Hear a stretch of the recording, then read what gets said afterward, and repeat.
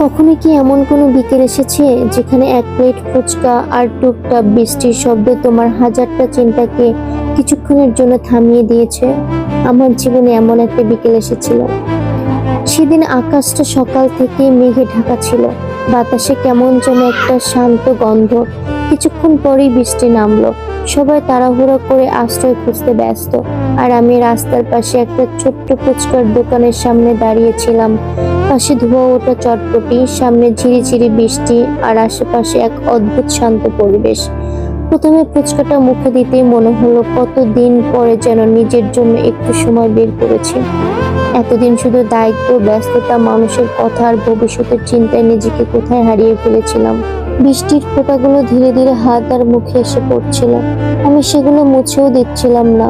মনে হচ্ছিল এই বৃষ্টিটা শুধু শরীর নয়, মনের ভিজে জমে থাকা ক্লান্তিগুলো ধুয়ে নিয়ে যাচ্ছে।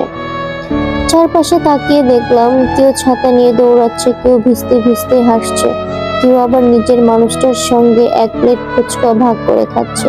সেই দৃশ্যগুলো দেখে মনে হলো সুখ আসলে খুব সাধারণ কিছু মুহূর্তের মধ্যে লুকিয়ে থাকে। আমি তখন শুধু একটা কথাই ভাবছিলাম, আমরা সারা জীবন বড় সুখের পিছনে দৌড়াতে দৌড়াতে ছোট ছোট সুখগুলো কত সহজে হারিয়ে ফেলি।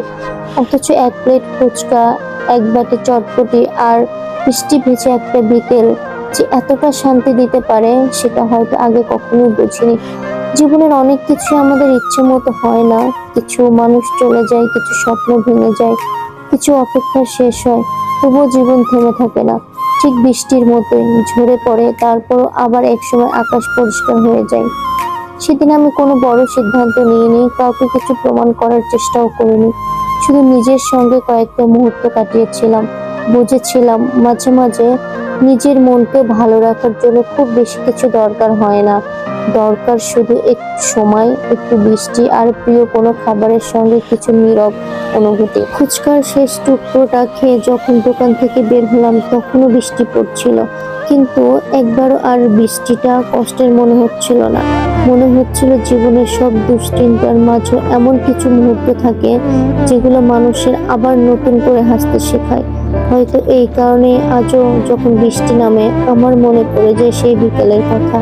কারণ কিছু স্মৃতি কখনো পুরনো হয় না, তারা শুধু সময়ের সঙ্গে আরো সুন্দর হয়ে যায়।